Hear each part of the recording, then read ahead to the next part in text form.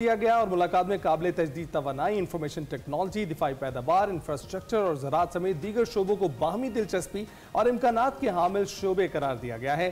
Strategic शराकतदारी की अगर बात करें तो मजीद बुलंदियों तक उसे ले जाने का अज़्म किया गया है, उसका अयादा किया गया है। दोनों ममालिक ने सालाना $5 अरब की दो तरफा तजारत के हदफ के हसूल के लिए इक़दाम पर इतफाक़ किया है। इलाकाई और आलमी अमूर पर तबादला ख्याल भी किया गया। दोनों रहनुमाओं ने एक दूसरे के बुनियादी मुफादात और मसला कश्मीर पर असूली हिमायत का अयादा भी किया है। गजा में जारी इंसानी बहरान पर तशवीश, फौरी जंग बंदी और मुतासर फ़लस्तीनी आबादी तक बिला तातुल इंसानी इमदाद की फराहमी का मुतालबा किया गया।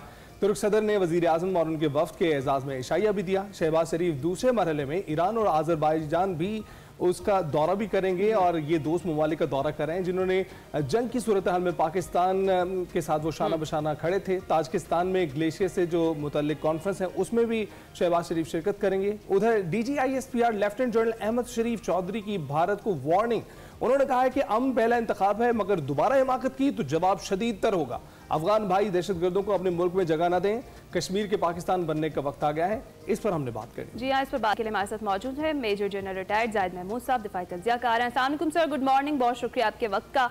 सर ज़रा आगाज़ में हम जब बात करें बलूचिस्तान की, जहाँ भारतीय दहशतगर्दी के नाकाबिल तरदीद शवाहिद जो है वो सामने आ रहे हैं और किस तरह गुज़िश्ता हफ्ते मासूम बच्चियों को निशाना बनाया गया और अब तक जो शहीद तलबा तालिबात उनकी तादाद 8 हो गई है। शौदा में 7 तालिब इल्म और एक तालिबा जो है वो शामिल है। तो पाकिस्तान ने जो भारत के खिलाफ दुनिया भर में एक महाज संभाला है उसको आप कैसे देखते हैं?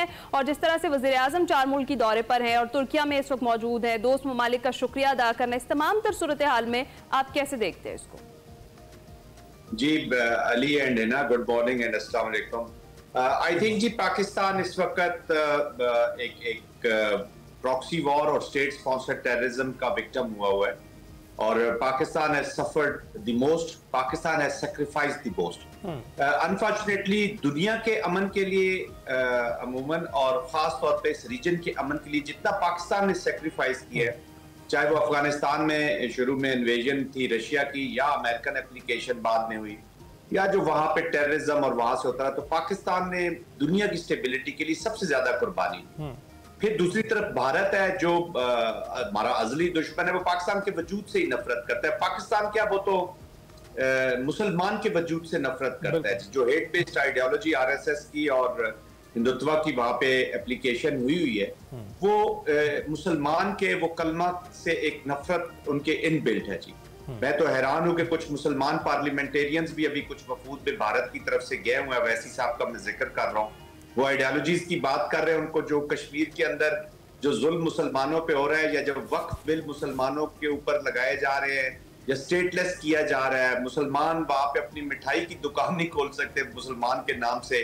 तो कहने का मकसद जो हेट मुसलमानों के खिलाफ है और वो नुमाइंदगी, ये this is Korean, this is intimidation. India एक डीप स्टेट बन चुका है जी।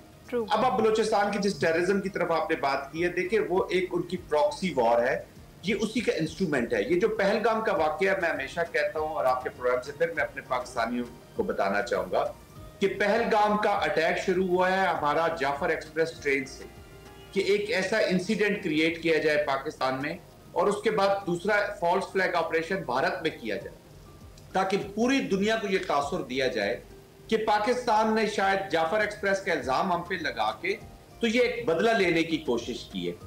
तो वो unfortunately this is what is happening. फिर उन्होंने जो अटैक किया तो उन्होंने किन दहशतगर्दों को मारा? ये जो बच्चों की तस्वीर आप दिखा रहे हैं अभी, ये दहशतगर्द थे। ये जो अभी इन्होंने APS के बच्चे मारे हैं, क्या जो उससे पहले इर्तजा और हवा बीबी जो भावलपुर में मारी गई 6 तारीख के अटैक्स, क्या वो दहशतगर्द थे?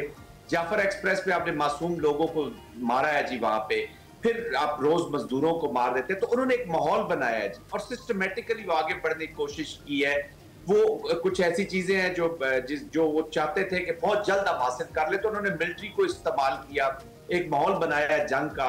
और इसराइल का सजेस्टेड, इसराइल का मैं कहूंगा कि इसराइल का not only suggested but monitored एक मिलिट्री ऑपरेशन करने की कोशिश की। उन्होंने कहा पाकिस्तान को बस हम ओवररन कर लेंगे, एक दहशतगर्दी का माहौल बना देंगे, तो जब वॉर किसी खतरनाक तरफ जाएगी तो हम कहेंगे देखिए कितना गैर जिम्मेदार शख्स है।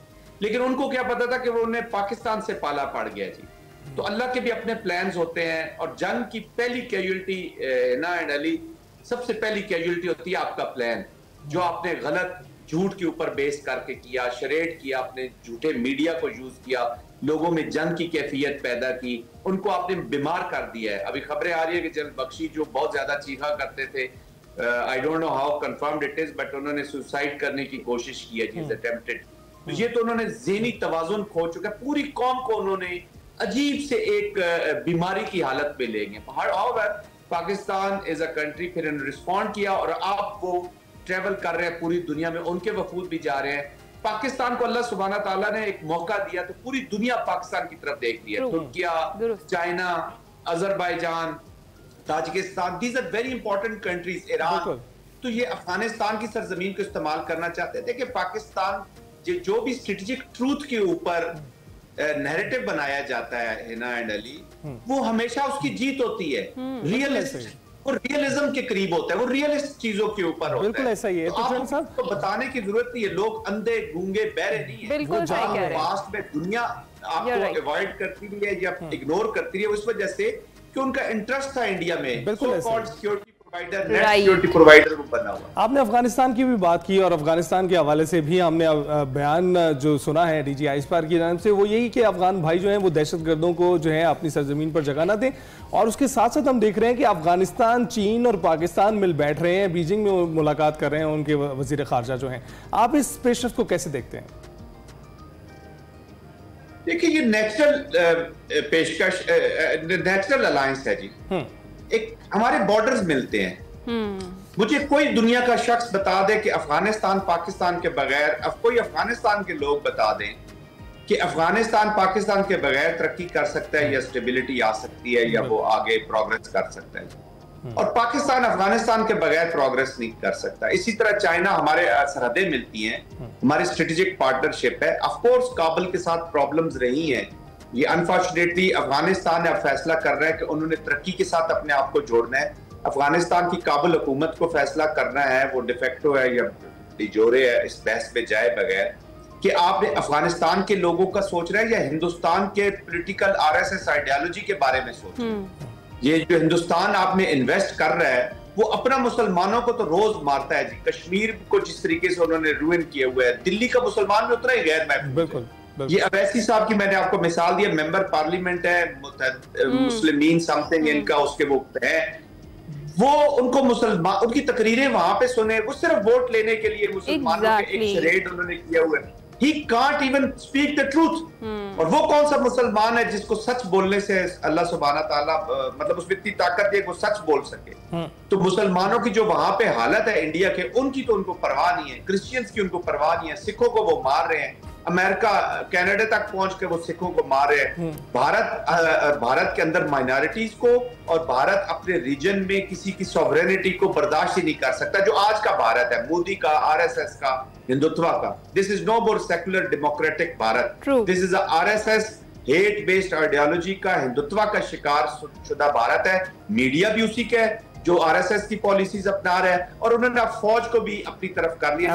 ऑफिसर्स है फौज के, अब वो आरएसएस की तरफ ज्यादा देखते हैं कि वहां से हमें हुक्म मिले, हमारी प्रोग्रेस वहां से हो रही है, less of the Indian objective.